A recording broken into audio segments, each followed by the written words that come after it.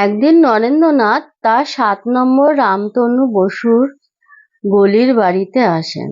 রাস্তায় তার সাথে তার সহপাঠীর দেখা হয়ে যায়। সেই সহপাঠীটিও নরেন্দ্রনাথের সাথে তার বাড়িতে আসেন। দুজনেই বাড়িতে এসে গল্পগুজব শুরু করে দেন। নরেন্দ্রনাথের সহপাঠী বললেন, দেখ ভাই, তুই কেমন সাধু হয়ে গেলি, আর আমি বিয়ে থা করে এখন চাকরি বাকরি করছি।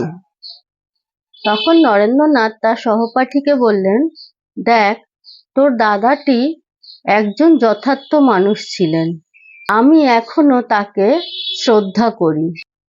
তোর দাদা বিয়ে থা করেনি, তোর মা এবং তোদের ভরণ পোষণের জন্য সে ওকালতি করেছে। রাতে মেডিকেল কলেজে গিয়ে সেখানে রোগীদের সেবা শুশ্রূষা করেছে। ২-৪ জনকে নিয়ে তিনি একটি দল করেছিল। খুব জপ করত।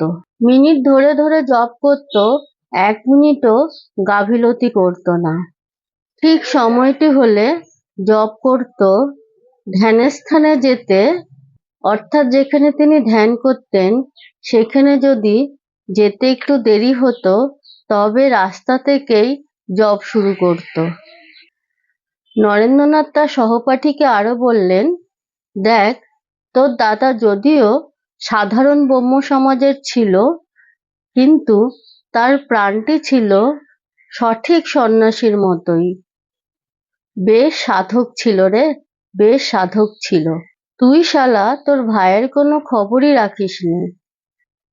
অ্যালবার্ট হলে ৩ জনে মিলে বেশ হঠযোগ করত। এই হঠযোগ করতে করতেই গ্যালোপিনফথেসিস অর্থাৎ দ্রুত সংক্রমণ যক্ষ্মা রোগ হয়ে সে মারা গেল। ঘটনাটি শুনে আপনাদের কেমন লাগলো জানাবেন, আর আপনারা খুব খুব ভালো থাকবেন। আজ আসি। ওম শান্তি শান্তি শান্তি। হরি ওম তৎসৎ।